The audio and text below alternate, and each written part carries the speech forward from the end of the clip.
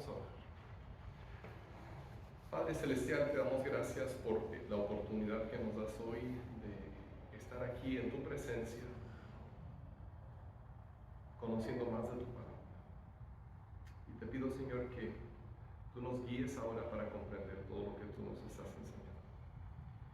Y te lo pido en el nombre de Cristo Jesús. Amén. Alguien me preguntó una vez, ¿por qué no se casó Jesús? ¿Será que casarse tiene algo de malo? ¿De repente casarse significa que uno está pecando contra Dios? Pues claro que no, porque Dios mismo realizó la primera boda. Cuando Él trajo a Eva y se la presentó a Adán, Él creó la primera pareja. Así que el matrimonio dentro de los planes de Dios no tiene nada de malo ni nada de pecado. Entonces, ¿por qué no se casó Jesús? ¿Será que Jesús no se casó porque no quería tener una suegra? De hecho, alguien dijo una vez que fue por eso que Pedro negó a Jesús, porque le había sanado la suegra anteriormente. Pero me imagino que Jesús en realidad hubiese sido el yerno perfecto. No creo que fue por eso que no se casó, porque no quería tener suegra. Jesús no se casó porque ya tiene una esposa. La Biblia nos dice que su esposa es su iglesia, su pueblo que Él vino a rescatar. Jesús no tuvo necesidad de casarse porque ya tiene hijos. De hecho, todos los que nos acercamos a Él para recibir la salvación somos hijos suyos. Por eso, entre los 4 nombres especiales que Dios reveló por medio del profeta Isaías, más de 700 años antes de que Jesús naciera, uno de ellos dice, Padre Eterno. Durante estas semanas de preparación para la Navidad, estamos conociendo mejor a Jesús. ¿No te gustaría conocer mejor a Jesús? Y no lo vamos a conocer mejor solamente viendo un cuadro o un retrato o incluso una pastorela, por más bellas que sean esas cosas. Conocemos mejor a Jesús por medio de su palabra, porque su palabra nos revela quién es Él. Y en esta palabra, encontramos esa maravillosa revelación que Dios le dio a Isaías de quién iba a ser Jesús. Así que hemos visto en las últimas 2 semanas los primeros 2 nombres, consejero admirable, que Jesús es el que nos da los mejores consejos, pero tenemos que tomarlos. Y la semana pasada vimos que Él es el Dios fuerte. ¿Y qué es nuestro problema? Que pensamos que Dios es débil. Pero no, Jesús es nuestro Dios poderoso, invencible y fuerte. Hoy vemos el tercer título en Isaías 9:6 y volvamos a leer el versículo que dice, porque nos ha nacido un niño, se nos ha concedido un hijo, la soberanía reposará sobre sus hombros y se le darán estos nombres: consejero admirable, Dios fuerte, Padre eterno, príncipe de paz. Ahora, ¿te das cuenta de lo que dice este pasaje sobre el niño? El bebé Jesús que nació. Dice que nació para nosotros. No solamente dice el pasaje porque ha nacido un niño, sino que dice porque nos ha nacido un niño. Se nos ha concedido un hijo. Cuando los padres sacan por primera vez a su bebé recién nacido al mundo, con cuánto orgullo dicen, mire, este es nuestro bebé, este es mi hijo, esta es mi hija. Es una alegría tan grande. Y cuando vemos a Jesús en el pesebre, podemos decir, este es nuestro. No que nosotros lo tuvimos, sino que nació para nosotros, para rescatarnos, para salvarnos. Él de alguna manera nos pertenece, porque vino precisamente para nosotros. Entonces, ese bebé, ese niño que nos fue concedido, ahora eso es lo increíble, también es un padre. El hijo también es un padre. Nuestro rey es un hijo, un niño que también es padre. Y es un padre eterno. Ahora vamos a enfocarnos en esas dos palabras para tratar de entenderlas lo más posible. Y empezamos con el segundo, Padre eterno. Si nos regresamos al tiempo de Isaías, descubrimos que estamos en los días en que la monarquía en Israel y en Judá, porque ya se habían separado, está en declive. Unos 300 años antes el pueblo le había pedido a Dios, Dios, danos un rey. Ya estamos cansados de estos jueces que de repente uno surge por acá y otro surge por allá, pero es mucho cambio, es mucha inestabilidad. Queremos tener un rey como todo el mundo lo tiene. Y entonces Dios les concedió su deseo. Y dijo, está bien, si quieren un rey, ahí les va. Y primero tuvieron a Saúl, pero que como que habían brincado de la olla algo mal, porque los jueces habían sido ocasionales, uno salía por acá, otro por allá, pero los reyes no eran más estables, porque de repente había un rey bueno, y hasta a veces los reyes buenos se volvían malos, cometían errores, y luego seguía otro rey muy malvado, y era una inestabilidad constante. Yo creo que estamos todavía en lo mismo. Porque de repente el gobierno, el presidente, el Congreso hace algo bueno y decimos, ¡ay, qué bueno! Ahora sí nos va a ir bien. Y al rato se les va de las manos y las cosas se echan a perder y decimos, oye, ¿y estos quién los puso en Washington? Oye, ¿sabes que fuimos nosotros los que votamos por ellos? Pero la cosa es que el gobierno nunca es perfecto. Siempre cambia, y si hay un presidente o un congresista bueno, pues llega el día en que se jubila y otro toma su lugar y quién sabe cómo va a ser. Nunca hay estabilidad. Por eso Dios nos dice que este rey es eterno. No es que va a ser un rey buenísimo, pero que solo dura unos años. Es eterno, es para siempre.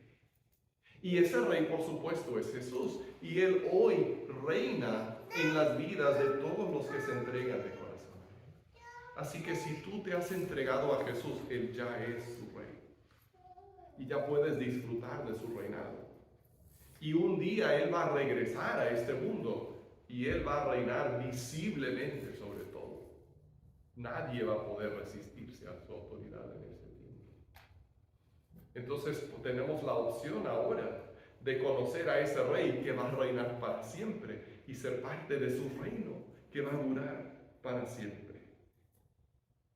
Y por eso, aunque vivamos todavía en un mundo inestable donde los gobiernos van y vienen y a veces son buenos y a veces son malos, pero podemos estar seguros en las manos de nuestro rey eterno.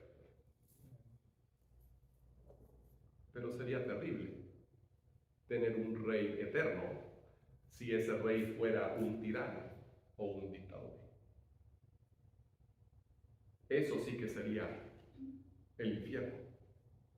Y por eso Dios nos dice que el gobernante que nos ha nacido es un Padre eterno.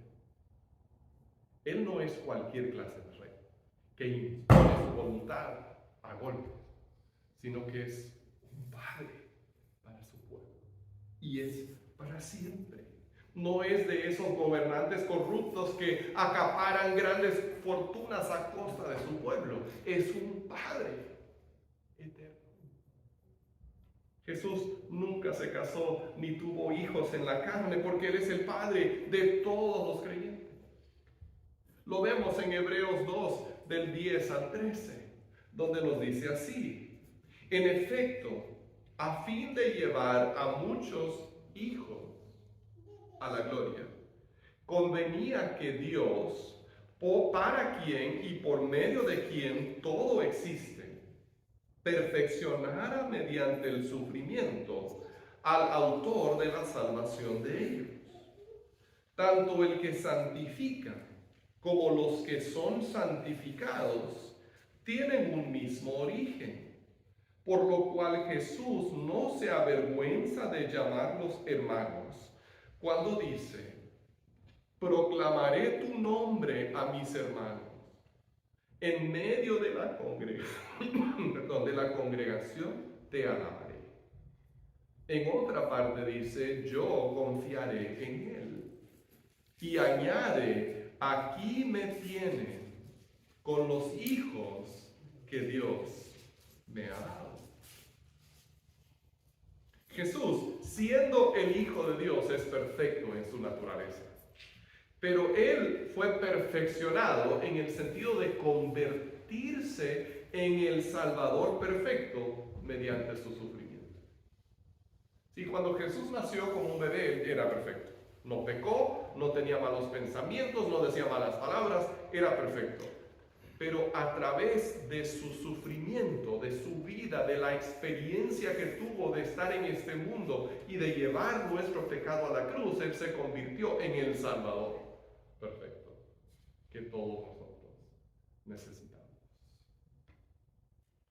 Y ahora su sangre se aplica a nuestro corazón por la fe y llegamos a ser parte del pueblo santo de Dios. Por eso a Jesús no le da pena llamarnos hermanos, porque Él ha compartido nuestra carne humana. ¡Qué cosa más maravillosa! También nos llama hijos, como lo demuestra la última parte del pasaje. Es por Él que llegamos a tener vida espiritual, ¿no? Todos hemos llegado a tener vida física porque tenemos un papá y una mamá. Nuestro padre nos engendró para que tuviéramos vida física. Y Jesús nos ha engendrado para tener vida espiritual. Es por Él, por lo que Él hizo, por lo que Él vino a sufrir y a trabajar y a esforzarse en este mundo, que hemos llegado a poder tener, por la fe en Él, la vida espiritual. Y por eso es que somos sus hijos. Jesús refleja su amor paterno hacia nosotros en su trato.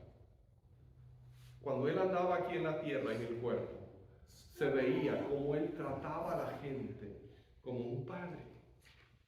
Por ejemplo, en una ocasión, Jesús encontró en un pueblo a un hombre paralítico.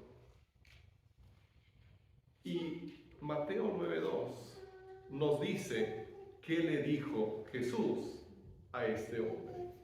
Le dijo: ánimo, hijo. Ánimo, hijo, tus pecados quedan perdonados. Era un hombre marginado por la sociedad porque era paralítico y no podía trabajar y no tenía dinero, pero Jesús le dice: hijo, como un padre que ama a sus hijos. Recuerdo una vez que estaba hablando con una niña de la congregación y pues realmente sin pensarlo le dije: hija. Y ella me miró y me dijo: yo no soy su hija. Y pues eso no es mi hija. Se lo dije pues con cariño, nada más como una expresión. Pero cuando Jesús nos dice a nosotros hijo o hija, no es solo por cariño, no es solo una expresión, es la realidad. Por medio de Él llegamos a ser adoptados y formamos parte de la familia de Dios. Somos de verdad sus hijos, no solo en el sentido que uno puede decirle con cariño hijo o hija a alguien que no lo es. En otra ocasión, Jesús iba caminando por una gran multitud cuando una mujer que sufría de terribles hemorragias se le acercó y le tocó el borde del manto. inmediatamente quedó sana. Y Jesús sabía lo que había sucedido y entonces dijo, ¿quién me tocó? Y la mujer, temblando de miedo, se acercó y le confesó lo que había hecho. Y Jesús así le respondió, según Marcos 5:34, hija, tu fe te ha sanado, le dijo Jesús. Vete en paz y queda sana de tu aflicción. En Jesús tenemos el Padre perfecto que nos llama hijos e hijas a nosotros. ¿Te das cuenta de su cariño? Quizás tu padre humano te falló, quizás te dejó, quizás no supo mostrarte cariño y no sentiste su amor en momentos. Pero Jesús nunca te va a fallar. Quizás no sepas cómo ser un buen padre para tus hijos porque no tuviste el mejor modelo. Pero Jesús te quiere enseñar cómo ser un buen padre. Porque Él es el modelo perfecto. Él es un padre amoroso y fiel y justo. Un buen padre se sacrifica por el bienestar de sus hijos. Un buen padre no dice, bueno, a ver cómo se las arreglan, yo tengo que vivir mi vida para mí mismo. Por eso, en lugar de dejarnos abandonados en el fango de nuestro pecado, Jesús mismo vino y tomó sobre sí nuestro pecado y sufrió en nuestro lugar para que pudiéramos ser libres. Su felicidad está en que sus hijos sobresalgan. Y la cruz revela perfectamente el corazón de amor de nuestro Padre. Ahora, en todo esto hay un punto que nos puede confundir y por eso quiero tomar un momento para tratar de aclararlo. De hecho, por muchos años yo me quedaba confundido y perplejo frente a este pasaje y en realidad ha sido en el proceso de preparar este sermón que lo he comprendido mejor. Y la confusión es esta. Sabemos que en la Trinidad están el Padre, el Hijo y el Espíritu Santo. Un Dios en tres personas. Pero aquí en este pasaje, en Isaías 9:6, se le da el nombre de Padre al Hijo. Y entonces eso puede crear un poco de confusión. Podríamos decir, como algunos dicen, bueno, entonces el Padre y el Hijo realmente son lo mismo y no hay ninguna diferencia entre ellos. Pero eso no cuadra con muchas otras cosas que la Biblia nos dice y donde vemos al Padre y al Hijo relacionándose entre sí. Entonces esa solución no puede funcionar. ¿Cómo entonces debemos entender este pasaje? Y la respuesta es esta. Muchos de nosotros sabemos lo que es tener un padre y ser un padre al mismo tiempo, ¿verdad? Cualquier hombre que tiene hijos es padre de sus hijos e hijo de su padre. Y entonces lo mismo sucede con Jesús. Dentro de la Trinidad, en las relaciones internas de la Trinidad de Dios, Jesús, el Hijo, es hijo del Padre. Pero en relación con nosotros, su pueblo, Él es como un Padre. Entonces, nosotros tenemos, por decirlo así, dos padres espirituales. Jesús, el Hijo, que es como un Padre para nosotros, y su Padre, el Dios el Padre, que también nos ha adoptado y somos como hijos para Él. Hice un dibujo donde pueden ver mis grandes capacidades artísticas que quizás pueda ilustrar esto un poco. O sea, dentro de el círculo que es Dios, ¿no?, de la esencia de Dios, está el Padre, el Hijo y el Espíritu Santo, y la relación de Padre e Hijo existe entre el Padre y su Hijo. Porque el Hijo nunca tuvo un comienzo, pero siempre ha sido el Hijo de su Padre.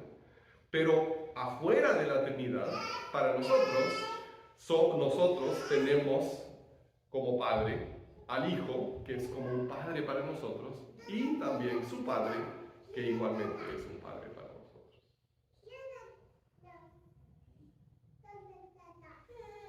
Jesús entonces es el Padre eterno. Y todo esto nos lleva a entender que ese bebé cuyo nacimiento celebramos en la Navidad es precisamente un Padre eterno para nosotros, un Rey eterno en quien podemos confiar. Jesús es un Padre que se ocupa de nosotros. Él no nos desatiende, no nos ignora. El Salmo 68:5 dice: Padre de los huérfanos y defensor de las viudas es Dios en su morada santa. Entonces, si tú necesitas ayuda, puedes buscarla en Jesús y puedes confiar en Él. Él no dice: ay, no, estoy muy ocupado, no te puedo atender ahorita. Él siempre tiene tiempo para sus hijos. Además de esto, Jesús es un Padre que nos tiene compasión. Él cuida de nosotros y tiene compasión de nosotros. El Salmo 103:13 dice: tan compasivo es el Señor con los que le temen. Esa parte es importante, con los que le temen, como lo es un padre con sus hijos. Jesús nos comprende. Y cuánto más, porque ha vivido en este mundo y ha sufrido lo que nosotros sufrimos. Entonces Él es compasivo. Nunca pienses que Jesús no entiende lo que estás viviendo. Jesús está contigo, te comprende, sufre contigo. Pero como Padre, Jesús también disciplina a sus hijos. Y Proverbios 3:12 dice: porque el Señor disciplina a los que ama, como corrige un padre a su hijo querido. La disciplina no se trata de golpes y de gritos, sino de corrección con amor. Y a veces la razón por la que los hijos no quieren aceptar la corrección de sus padres es porque no sienten su amor, porque no han pasado tiempo con ellos, porque no se interesan por sus cosas. Pero Jesús no es así. Jesús no es un Padre lejano, un Padre que no nos comprende, que no se interesa por lo que nos interesa a nosotros. Al contrario, Él siempre está con nosotros.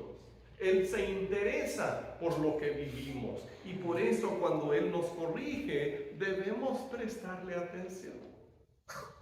Debemos comprender que sus reglas son mejores y esforzarnos por obedecer. Debemos someternos a su voluntad y aceptar su corrección, porque Él es un Padre amoroso. Creo que a veces nos gusta pensar mucho en Jesús como un Padre amoroso, en el sentido de que nos da lo que necesitamos, pero no queremos verlo como un Padre amoroso que nos corrige. Pero si no nos corrige, sería un mal Padre. Nos estaría malcriando, en el sentido pleno de esa palabra. Por eso Él nos corrige y tenemos que ser sabios y aceptar su corrección. Entonces, cuando vemos a ese niño que celebramos acostado en un pesebre, recordemos que Él nació para ser nuestro Padre eterno. Ese Hijo que nos fue dado es el Padre eterno, el Rey que necesitamos.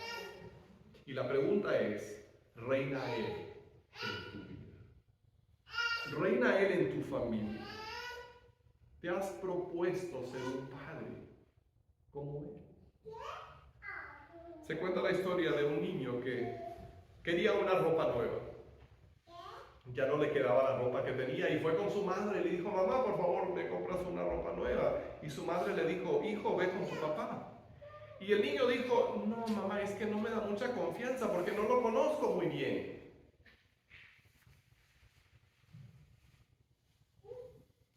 Qué triste situación, ¿no? Que un hijo no tenga la confianza de ir y hablar con su padre. No seamos como ese niño. Tengamos la confianza de acercarnos a Jesús. Busquemos en Él compasión y cuidado y hagamos su voluntad, porque Él es el Padre eterno. Oremos.